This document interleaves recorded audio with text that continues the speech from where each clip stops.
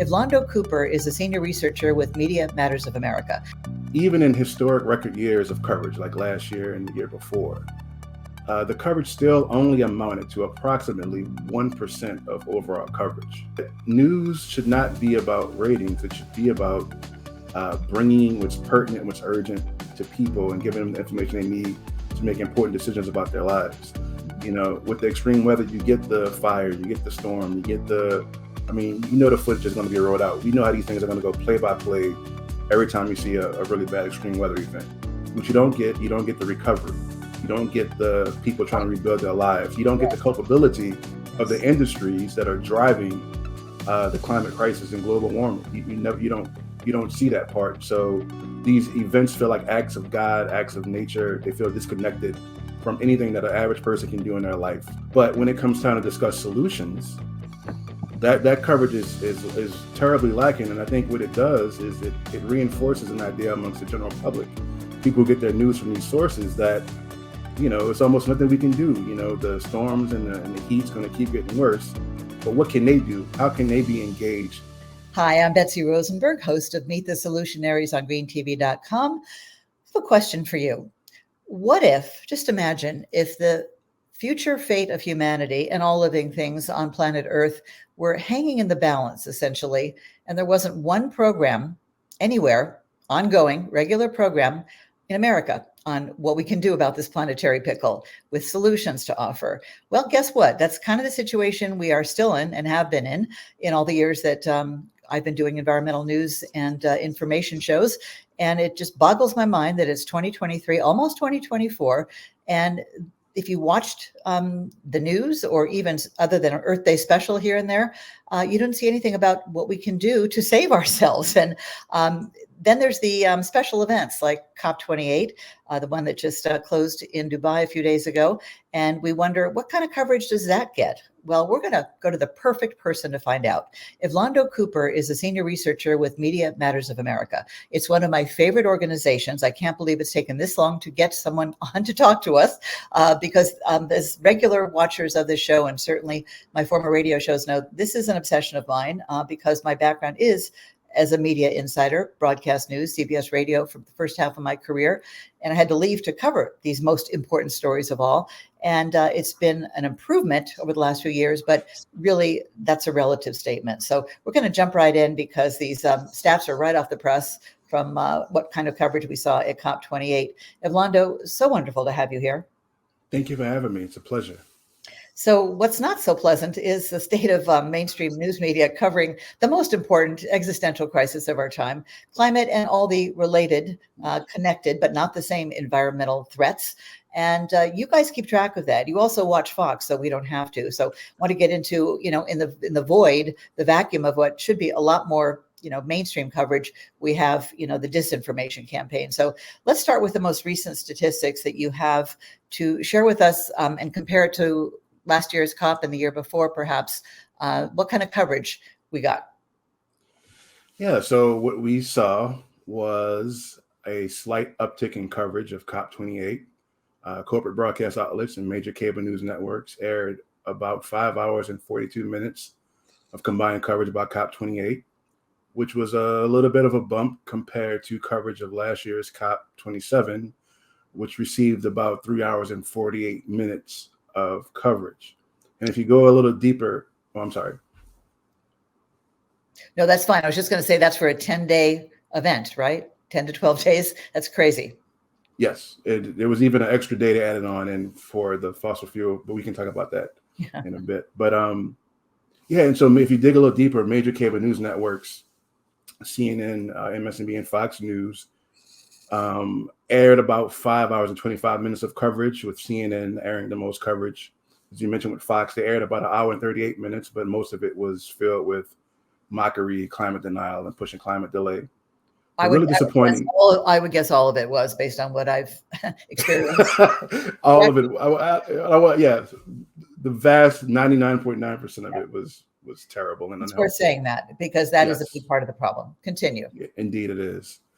And I guess the most disappointing was the corporate broadcast networks, the ABC, CBS, and NBC, across their morning and evening programs aired only 16 minutes of coverage during the study period. CBS had the most coverage, but you're talking about 10 minutes of coverage versus ABC with 4 minutes and NBC with only 2 minutes. So those are the statistics, the data hot off the press. How would you characterize those stats in almost 2024 as the window to act on the climate crisis is closing rapidly? This put us in a pickle because normally we can say that the coverage was inadequate in time and quality. What was unique about this was, we've been pushing for the national TV news networks to include fossil fuel culpability in their coverage. And so almost, a great amount of the segments actually addressed the role of the fossil fuel industry at COP28. And many of them even discussed their role in obstructing necessary climate action. But again, what we saw was this coverage was sparse and inconsistent. And a lot of it aired outside of prime time, which is when most people are actually watching the news. I noticed too, when MSNBC or CNN will cover this, it's almost always the last story in the hour, as if it's the least story. I mean, it's all, and CNN does more on it's digital. It's like, what are they afraid of? I guess we can jump right into that. What do you think, and what does Media Matters of America think are the primary reasons for this really diluted coverage that just continues, even though they think they're covering it now? Yeah, I want to be circumspect here because I do want to acknowledge that there are a lot of important stories in the news cycle. But if you look at our annual climate broadcast study, which looks specifically at broadcast news networks, for instance, even in historic record years of coverage, like last year and the year before, the coverage still only amounted to approximately 1% of overall coverage. So while we recognize that there are a lot of important stories, we do think that climate change generally deserves much more coverage than it gets day in and day out. So it was a pathetic 1%, what, in 2021, and was 2022 1.3 or something? Sorry, yes. Well, I mean, it was about 1% across the board. I think last year saw a couple of minute increase in coverage, but I mean, it was still historic amounts of coverage, right? But even contextualizing the historic amount of time they spent on climate change, it was still about 1%. And which tells you how bad it was a few years ago. On the most historic story of our time. I'm sorry, I didn't mean to talk over you. What were you saying? The last thing? No, I was saying it just gives you context for how bad it was before the last 2 years. What's worse than pathetic?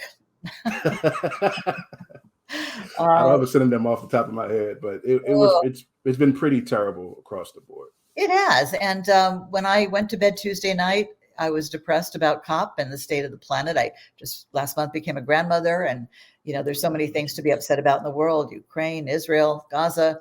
But climate, of course, is getting worse, as all the other stories, important, yes, get covered. Yes. The Mr. Climate ain't waiting for us to get around to paying attention, or Mrs. Climate, whatever.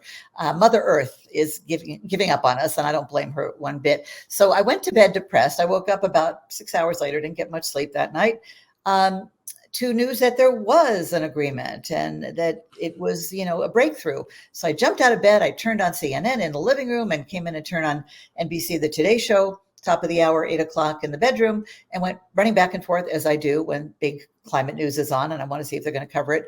And do you know that the first mention I saw, and I had other friends covering ABC and CBS, there really wasn't any real story until the 11 a.m. hour, which is beyond pathetic, right? And guess what? Most of the hour was Hunter Biden. Yes. Arriving to court. And then they went from that to Israel Gaza news, and then some fluffy stories. And I'm like pulling my hair out going, what is it going to take? And this was an agreement that wasn't expected, even though it was talk about diluted, far weaker than what it should have been. It still is big news if you care about the future of life on this earth, but you'd never know that. And by ignoring it practically, or sticking it at the end of the hour, or just doing a voiceover, doesn't that send a message to their viewing public that this is not really such big news, not so important? When you frame it like that, I think it highlights a very interesting phenomenon that we've observed, that you will see somewhat robust coverage of discrete extreme weather events, right? The heat waves, the wildfires, the hurricanes, the storms, the flooding. Isn't it? Those pictures, very dramatic. Exactly.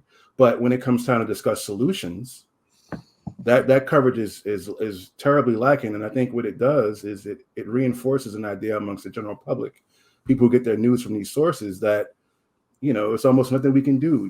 The storms and the heat's going to keep getting worse.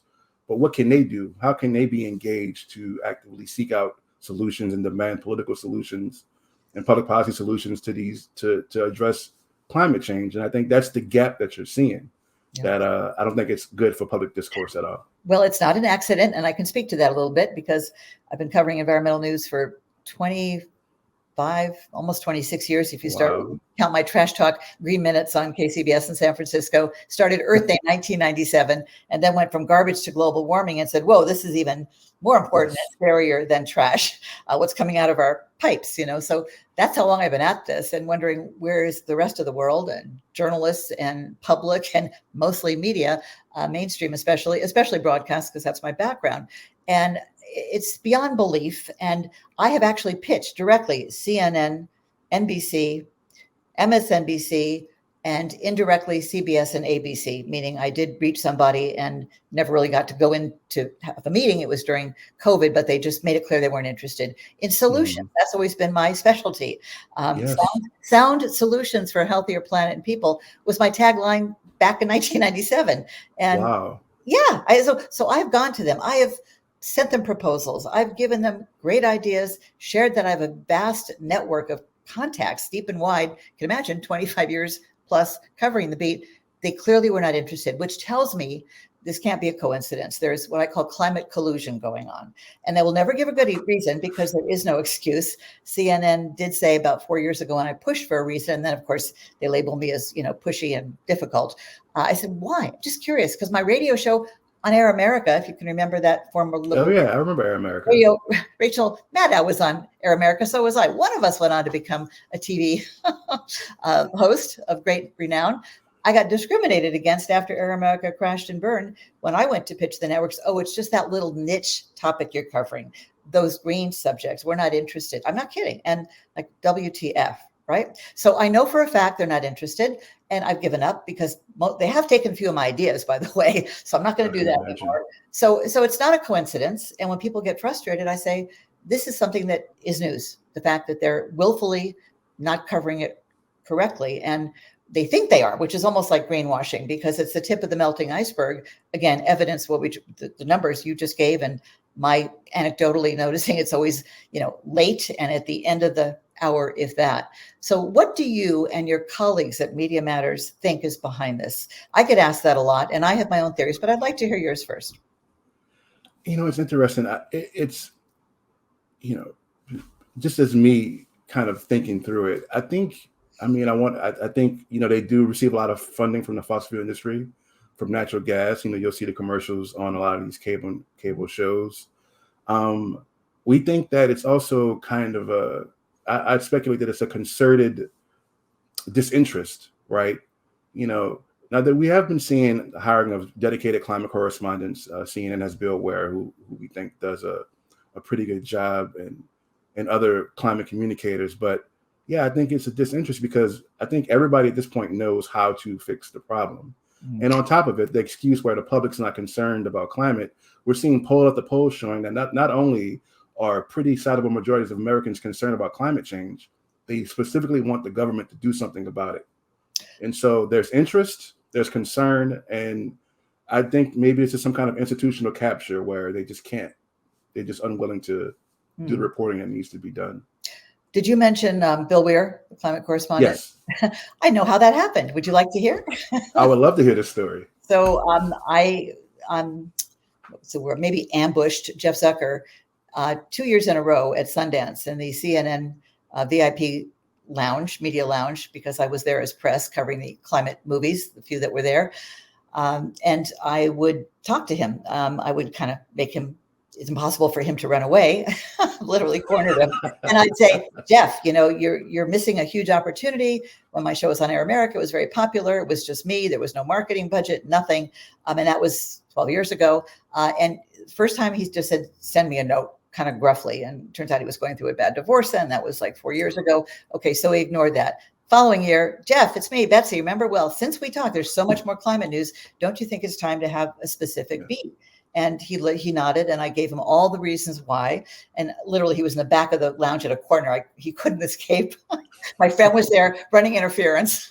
I did this for 5 minutes, right? Because I'm getting tired of this. Like, what? Of course. Yeah. But I was polite, of course, and said, hey, you started out the Olympics. My first job in broadcasting was the Olympics a long time ago. So, establish a rapport. And he seemed to hear me, and he said, yep. I said, can I follow up with you when I'm in New York in a couple of weeks? Yeah, well, if not me, then somebody. I said, okay, followed up, silence, crickets. Well, the following week, guess who got named climate correspondent? The end No of way. Bill, I swear to God. And I know for a fact Wow. the timing, because Bill was on a call with Covering Climate News, and he said, I was approached and said, how would you like to do the climate beat? And I wasn't really sure I wanted to do a beat because I like, having general news coverage in my Yes. repertoire. And then he probably thought about it, talked to some people, and realized this is the biggest beat you could cover. And he said, okay, I'll do it. So can imagine in the following days when I got emails from all my friends in the climate, Betsy, great news. Bill Weir's the climate correspondent. I'm like, okay, it'll be in my book. I'm writing a book about it. There's a whole chapter about Al Gore, who was no more helpful in my quest. It's called Algorithms, the name of that chapter. But I digress. This is not about me. It's about the problem. So it is true that the fossil fuel, and Bill's a good reporter. I don't want to take anything away from that. Of course, yes. People know that story. But if I don't tell it on Green TV, where?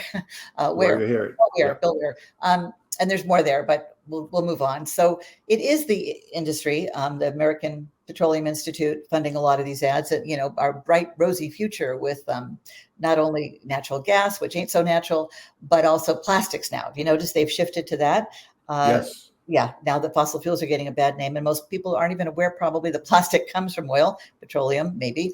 And it's just, I remember during the tar sands back in Canada, like, when was that? Maybe 7-8 years ago. It all blurs together.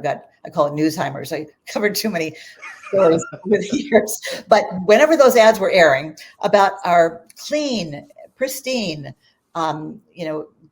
Canadian tar sands extraction, and I was having apoplectic fits in my living room. No, it's not. And people must have complained besides me, because they did stop those ads because it was complete, what. So yeah, that is a big part of the problem. But I think it goes farther than that. And I think what it also is, Van Jones, who I interviewed in 2005 and gave him the name Green Collar Jobs. He ran with that, made a big book, and got hired to be the green job czar in Obama and in the administration until Glenn Beck got him fired. Another story. I have too many stories here. But when I spoke to Van a couple of years later, I said, hey, remember where you got that? Hey, Van. I said, so what is it? What's the problem? And he said, well, to tell you the truth, he said they can somehow test when they mention climate change, the ratings go down.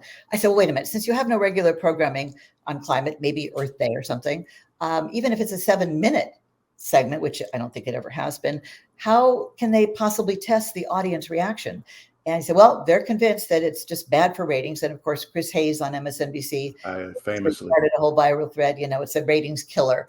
Well, first of all, I always question that because my radio show was the opposite. Again, not because of me, because I interviewed the most important, interesting, passionate, knowledgeable experts in their green field. And that's what people responded to. There was no other place doing this. How radical is that? So what he said was the reason is they don't want to alienate their viewers that go back and forth between CNN and Fox, because they'll go back to Fox where they can be told that climate change is nothing to worry about. It's a Chinese hoax, right? And so I thought, wow, well, that's a really bad excuse too, and another time he said, well, it's bad for ratings. When is news based on ratings? I mean, isn't it supposed to be what's important? Yes. Critically, it should be more important.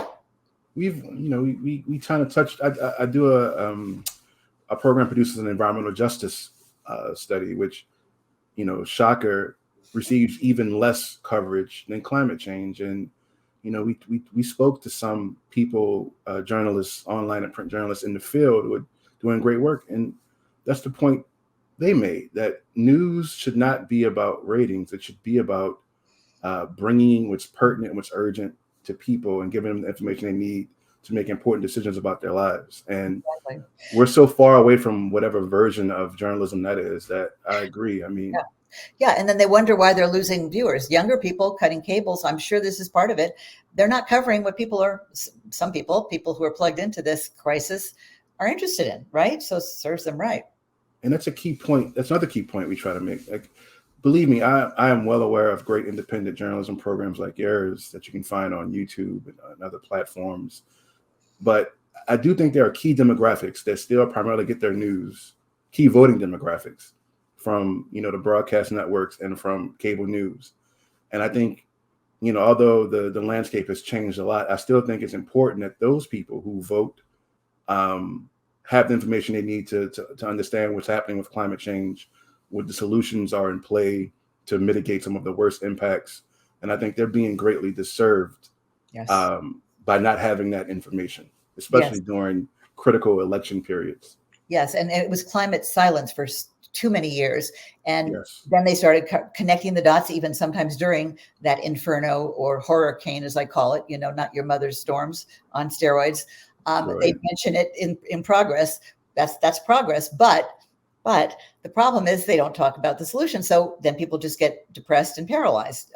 So they think, and so specifically to say no to a show on solutions, what does that tell you? It tells me they're not interested. I think, like you said, the very famous phrase, if it bleeds, it leads. So, with the extreme weather, you get the fire, you get the storm, you get the footage is going to be rolled out. We know how these things are going to go play by play every time you see a really bad extreme weather event.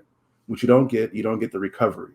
You don't get the people trying to rebuild their lives. You don't get the culpability of the industries that are driving the climate crisis and global warming. You don't see that part. So these events feel like acts of God, acts of nature. They feel disconnected from anything that an average person can do in their life to actually address it. And I think that's key failure. You touched on another one of my pet peeves. They say natural disaster. No, it's actually unnatural, caused by man, human-caused emissions. Exactly. That drives me nuts. And then you're so right. They never follow up, 6 weeks or 6 months or 6 years afterwards. What happened?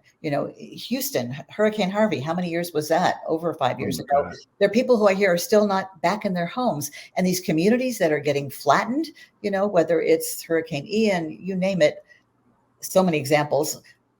These people's lives will never be the same, and you'd never know it. There's no follow-up. So it's sort of like the problem of, I guess I don't watch violent movies, but people bang, bang, you're shot dead, but there's never any, repercussions of that. No. And there are repercussions for that, right? Not showing what this does to people. And okay, I'll try to calm down. No, I totally understand. My wife hears me yelling and screaming all the time. I'm being professional today, but I totally understand your passion and your anger. And my husband got really tired of hearing me scream at the TV, not only for climate, but Trump, who can't wait to drill, baby, drill. First day that he's dictator. How can we be going through this again? And the fact that that's taking up all the air in the room, air time and air space, and too much air in my brain, which is turning into air because of this insanity. I mean, that's to me that we're still having Trump taking up all the attention as the planet burns. And then Hunter Biden, the Republicans and their fake impeachment. I really do blame the Republicans. And they're the ones who politicized climate change, which of course should never have been politicized. It's a matter of physics. Well, you touched on another important point. In this vacuum of mainstream corporate news coverage, you have Fox that knows how to flood the zone.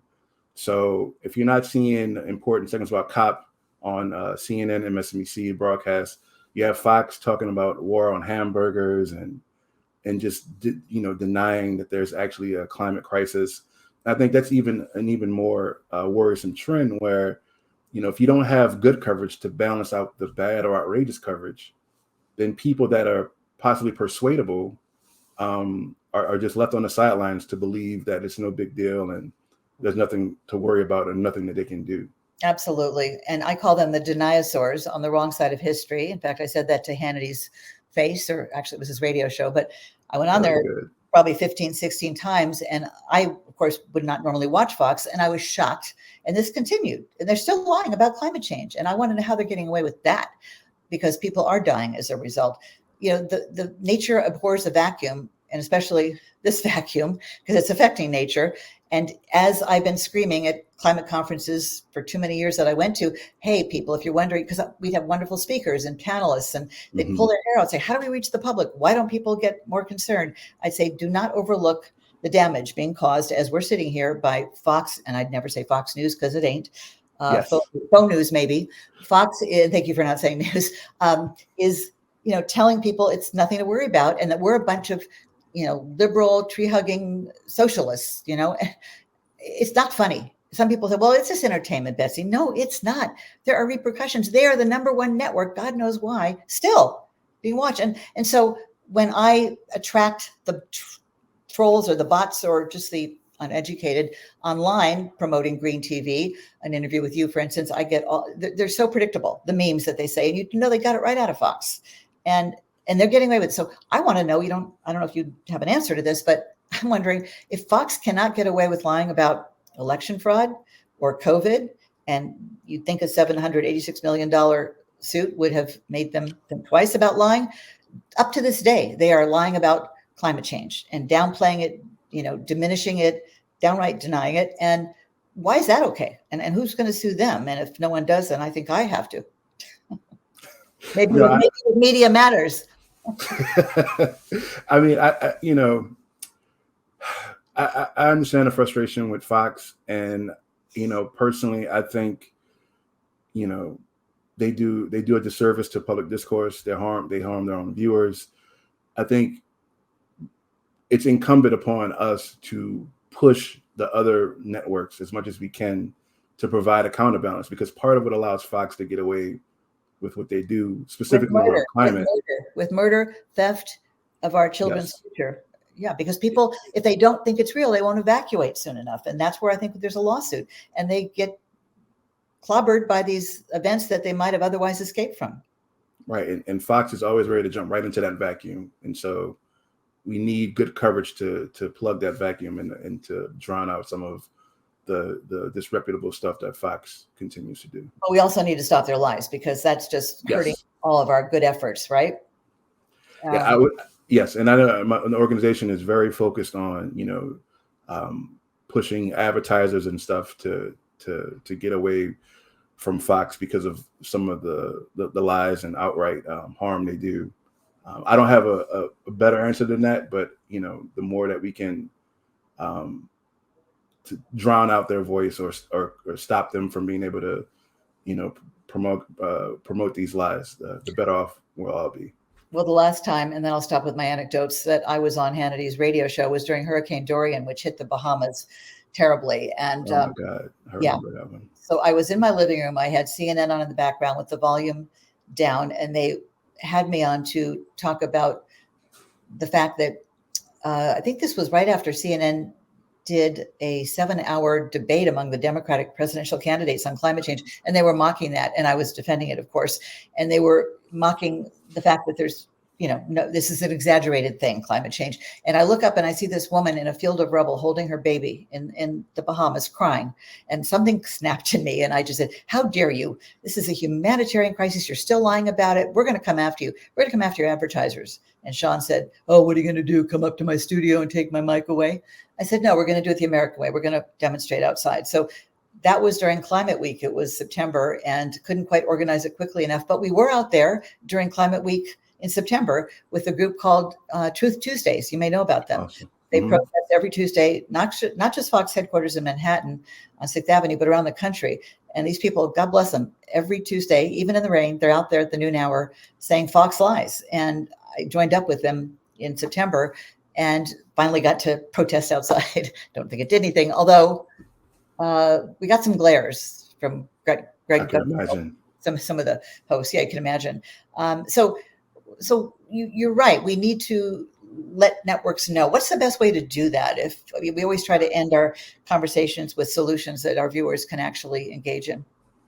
I think it's the gift and the curse. I mean, I think right now we're at a tipping point with global warming where anecdotally everybody's feeling the impacts in some kind of way. And I think what you're seeing, like what I mentioned earlier in the public opinion polls, is that even bare majorities of Republicans and large majorities of other folks want something to be done.